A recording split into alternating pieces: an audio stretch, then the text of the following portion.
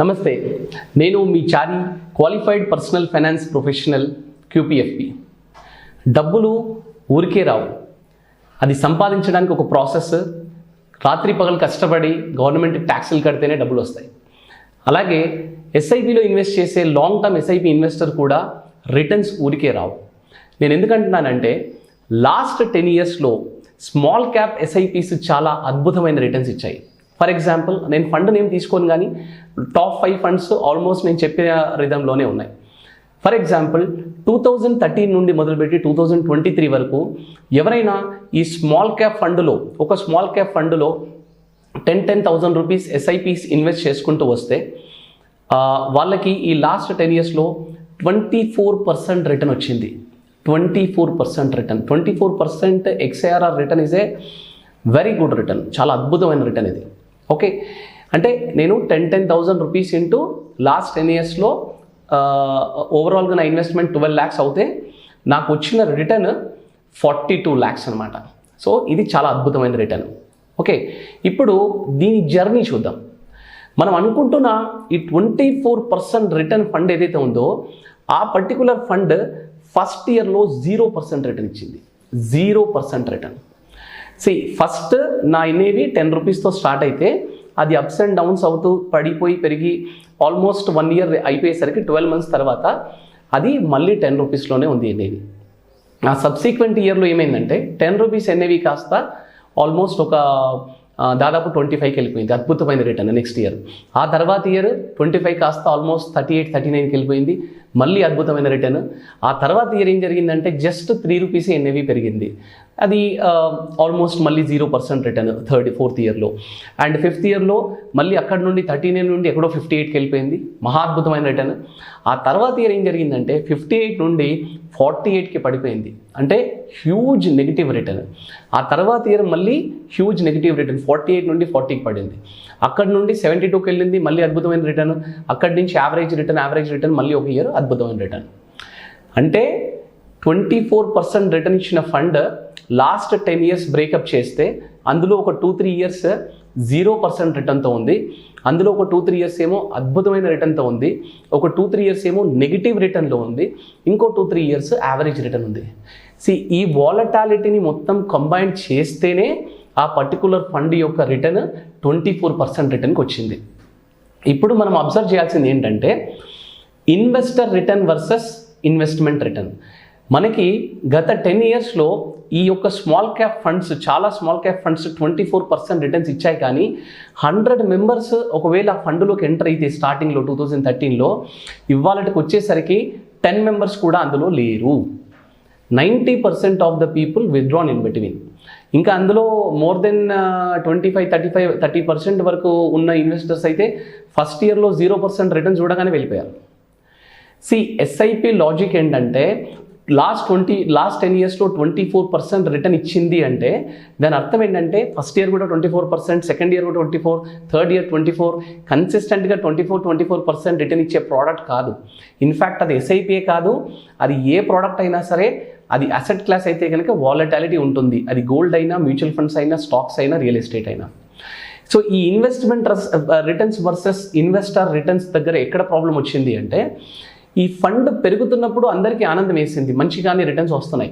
కానీ ఫండ్ తగ్గినప్పుడు మళ్ళీ ఈ ఫండ్ కోపప్ అవుతుందా లేదా అంటే వీళ్ళకి డౌట్, రెండు డౌట్స్ ఉన్నాయి. ఒకటి మార్కెట్ పెరుగుతుందా లేదా అని ఒక డౌట్, ఒకవేళ మార్కెట్ పెరిగినప్పటికీ మరి ఈ ఫండ్ పెరుగుతుందా లేదా అనేది ఇంకో డౌట్.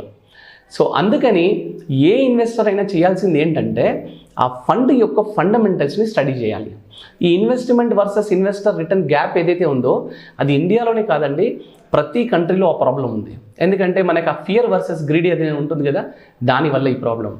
సో ఇప్పుడు కూడా నెక్స్ట్ 10 yearsలో ఈ మ్యూచువల్ ఫండ్ SIPస్లో స్మాల్ క్యాప్స్ అనుకోండి, మిడ్ క్యాప్స్ అనుకోండి, లార్జ్ క్యాప్స్ అనుకోండి అద్భుతమైన రిటర్న్స్ ఇస్తాయి. కానీ యాజ్ ఏ ఇన్వెస్టర్ మీరు చూడాల్సింది ఏంటంటే మార్కెట్ ఎలా వెళ్తుంది, రెండవది ఈ ఫండ్ యొక్క ఫండమెంటల్స్ కరెక్ట్ ఉన్నాయా లేదా, ఈ 2 points చెక్ చేసుకొని మీరు లాంగ్ టర్మ్ ఇన్వెస్ట్ చేసుకోవడం ఇట్స్ ఆల్వేస్ సజెస్టబుల్. నేను ఇప్పుడు కొన్ని ఫండమెంటల్స్ చెప్తాను. ఒక SIPలో ఆ పర్టికులర్ ఫండ్ ఫండమెంటల్గా స్ట్రాంగ్ ఉందా లేదా చెక్ చేసుకోవడానికి కొన్ని పారామీటర్స్ చెప్తాను. ఈ పారామీటర్స్ కనుక కరెక్ట్గా ఉన్నాయి అంటే కనుక మీరు ఆ ఫండ్లో కన్సిస్టెంట్గా ఇన్వెస్ట్ చేసుకుంటూ వెళ్ళొచ్చు. పాయింట్ నెంబర్ 1 మనం చూడాల్సింది ఏంటంటే benchmark of that particular fund. మనం ఏం చేస్తున్నాము, అందరు చేసే పెద్ద మిస్టేక్ ఏంటంటే, ఫర్ ఎగ్జాంపుల్ ఒక లార్జ్ క్యాప్ ఫండ్ ఉందనుకోండి, ఎక్స్ లార్జ్ క్యాప్ని వై లార్జ్ క్యాప్ ఫండ్తో కంపేర్ చేస్తూ ఉంటాం. That is wrong. మనం ఎప్పుడే కానీ ఫండ్ని ఆ బెంచ్ మార్క్, ఆ ఫండ్ మేనేజర్ పెడుతున్న బకెట్, ఆ బెంచ్ మార్క్ని దాంతో కంపేర్ చేసుకోవాలి. ఫర్ ఎగ్జాంపుల్ ఒక మిడ్ క్యాప్ ఫండ్ ఉందనుకోండి, వాళ్ళు ఏం చేస్తున్నారంటే ఆ మిడ్ క్యాప్తో ఇంకో మిడ్ క్యాప్ని కంపేర్ చేస్తున్నారు. ఎందుకంటే ఈ mid cap fund manager, X అనే మిడ్ క్యాప్ ఫండ్ మేనేజర్, ఆయన ఇన్వెస్ట్ చేస్తున్న బెంచ్ మార్కు ఎన్ఎస్సిలో అయ్యి ఉంటుంది, ఆయనకి 150 స్టాక్ స్కోప్ ఉంది. అదే నెక్స్ట్ వై ఫండ్ మేనేజర్, ఆయన ఇన్వెస్ట్ చేసేది బిఎస్సిలో అయ్యి ఉంటుంది, ఆయనకి 150 స్టాక్స్. ఆయన ఎక్స్ ఫండ్ మేనేజర్ సెలెక్ట్ చేసుకున్న స్టాక్స్ వేరే అయి ఉండొచ్చు, ఈయన సెలెక్ట్ చేసుకున్న ఫండ్స్ వేరే, స్టాక్స్ వేరే అయి ఉండొచ్చు. వీళ్ళిద్దరూ సేమ్ స్టాక్స్ సెలెక్ట్ చేసుకున్నప్పటికీ కూడా వీళ్ళ ఎంట్రీ ఎగ్జిట్ పాయింట్స్ చాలా డిఫరెంట్గా ఉంటాయి.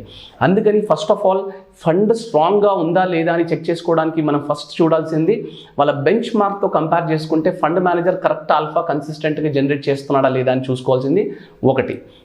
రెండవది AUM size of the fund, asset under management ఆ పర్టికులర్ ఫండ్లో ఎలా ఉంది అనేది చాలా ఇంపార్టెంట్. ఫండ్ సైజ్ చాలా పెద్దగా ఉంటే ఎప్పుడైనా అదేదైనా బ్యాడ్ స్టాక్ ఉంటే ఆ పర్టికులర్ ఫండ్ మేనేజర్ దాన్ని తీసేయడానికి చాలా కష్టపడతాడు. సో అక్కడ ల్యాగింగ్ అయ్యి ఫండ్ రిటర్న్స్ అనేది కొంచెం ల్యాగ్ అవుతుంది. సో ఈ సిచ్యువేషన్లో కొంచెం జాగ్రత్తగా ఉండాలి. అంటే అన్ని ఫండ్స్ అలా ఉండవు, బట్ కొన్నిసార్లు రిస్క్ వచ్చినప్పుడు మాత్రం సైజ్ పెద్దగా ఉన్న ఫండ్కి మాత్రం ఈ చిన్న రిస్క్ అనేది ఉంటుంది. అండ్ మూడవ పాయింట్ మీరు చూడాల్సింది ఏంటంటే portfolio turnover ratio. Fund manager long term stocks stick అవ్వకుండా రెగ్యులర్గా చర్నింగ్ చేస్తే కొన్నిసార్లు మంచి రిటర్న్ రావచ్చు, కొన్నిసార్లు నెగిటివ్ రిటర్న్స్ కూడా వెళ్ళిపోయే ఛాన్స్ ఉంటుంది. అందుకని పోర్ట్ఫోలియో టర్నోవర్ రేషియో ఎంత తక్కువ ఉంటే అంత మంచిది. అండ్ ఫోర్త్ పాయింట్ మీరు చూడాల్సింది ఏంటంటే కనుక ఎక్స్పెన్స్ రేషియో. జనరల్గా ఎక్స్పెన్స్ రేషియో చూస్తారు, కానీ తక్కువ ఎక్స్పెన్స్ రేషియో ఉన్న ఫండ్ ఎక్కువ రిటర్న్స్ ఇస్తుందని, ఎక్కువ ఎక్స్పెన్స్ రేషియో ఫండ్ తక్కువ రిటర్న్స్ ఇస్తుందని జనరల్గానైతే సైంటిఫికల్గా ఇక్కడ ప్రూఫ్ లేదు. సో ఫండమెంటల్స్ మీద డిపెండ్ అయి ఉంటుంది. అండ్ ట్రైలింగ్ రిటర్న్స్ అందరూ చూస్తారు. ఒక ట్రైలింగ్ రిటర్న్స్ అంటే ఏంటి, లాస్ట్ 1 ఇయర్లో ఎంత రిటర్న్ ఇచ్చింది, లాస్ట్ 3 ఇయర్స్లో, 5 ఇయర్లో, 10 ఇయర్లో, అండ్ సిన్స్ ఇన్సెప్షన్ నుంచి ఈ పర్టికులర్ ఫండ్ ఎంత రిటర్న్ ఇచ్చింది అనేది జనరల్గా చూస్తారు. కానీ దీంతో పాటు మీరు చూడాల్సింది rolling return. Rolling return is very very important. ఎందుకు రోలింగ్ రిటర్న్ అంటే ఏంటంటే, సపోజ్ మనం ఇవాళ 8th August 2023లో ఉన్నాం అనుకోండి, last 10 years back 8th August 2013 నుండి ఇవాళ వరకు ఆ పర్టికులర్ దాని రిటర్న్ ఎంత, అండ్ 9th August నుంచి ఇప్పటి వరకు రిటర్న్ ఎంత, 10th August నుంచి ఇప్పటి వరకు, 11th August నుంచి ఇప్పటి వరకు, ఇట్లా లాస్ట్ ఇవాళ డేట్ నుంచి లాస్ట్ 10 years నుంచి డేట్ బై డేట్ ఈ రిటర్న్స్ ఎంత, దాన్ని 3 year యావరేజ్ తీసుకొని ఆ ఫండ్ని కనుక మనం బెంచ్ మార్క్తో కంపేర్ చేస్తే మనకి exact performance of the fund అనేది మనకు కనిపిస్తుంది. అండ్ ఫైనల్గా అండ్ వెరీ ఇంపార్టెంట్ థింగ్ మీరు చూడాల్సిన అనాలిసిస్ ఏంటంటే ఆ ఫండ్ మేనేజర్ అండ్ ఫండ్ యొక్క ప్రాసెస్. ఫండ్ యొక్క ప్రాసెస్ అంటే కంపెనీ యొక్క ప్రాసెస్. జనరల్గా ఇదివరకు ఏం జరిగేదంటే, ఒక పర్టికులర్ ఫండ్ మేనేజర్ కనుక ఆ ఫండ్ని మేనేజ్ చేసే ఫండ్ మేనేజర్ కనుక వెళ్ళిపోతే, ఒక 5 years బ్యాక్ వరకు ఇలా ఉండే మ్యూచువల్ ఫండ్ కంపెనీస్లో ఫండ్ మేనేజర్ వెళ్ళిపోతే ఒక 6 months 7 months వరకు ఆ పర్టికులర్ ఫండ్ మళ్ళీ సేమ్ సిచ్యువేషన్కి వచ్చే వరకు, సేమ్ ప్రాసెస్కి వచ్చే వరకు టైం పట్టేది, ఆ పర్టికులర్ ఫండ్ డౌన్ అయ్యేది. కానీ ఇప్పుడు ఏంటంటే ఫండ్ మేనేజర్ ఉన్నా వెళ్ళిపోయినా ఆ పర్టికులర్ ఫండ్కి ప్రాబ్లం అవ్వకుండా ఈ కంపెనీస్ అన్ని ఒక ప్రాసెస్ తీసుకొచ్చాయన్నమాట. సో ఈ ప్రాసెస్ని ఫాలో అవుతున్నారా లేదా ఈ పర్టికులర్ కంపెనీ, ఆ కంపెనీని కూడా కొంచెం మనం స్టడీ చేసుకోవడం చాలా చాలా ఇంపార్టెంట్. అంటే ఫండ్ మేనేజర్తో పాటు మిగతా టీం అందరూ కూడా కలిసి తీసుకునే డెసిషన్ అనే ప్రాసెస్ని ఫాలో అవుతున్నారా లేదా. సో ఈ 6-7 చాలా ఇంపార్టెంట్ ఫ్యాక్టర్స్ని, ఈ ఫండమెంటల్ అనాలిసిస్ని మనం చెక్ చేసుకుంటే ఆ ఫండ్ రైట్ డైరెక్షన్లో వెళ్తుందా లేదా ఫ్యూచర్లో అనేది మనకు క్లియర్గా కనిపిస్తుంది. ఈ ఎక్సర్సైజ్ మాత్రం ఎవ్రీ 3 monthsకి మీరు చెక్ చేసుకుంటూ ఉండాలి.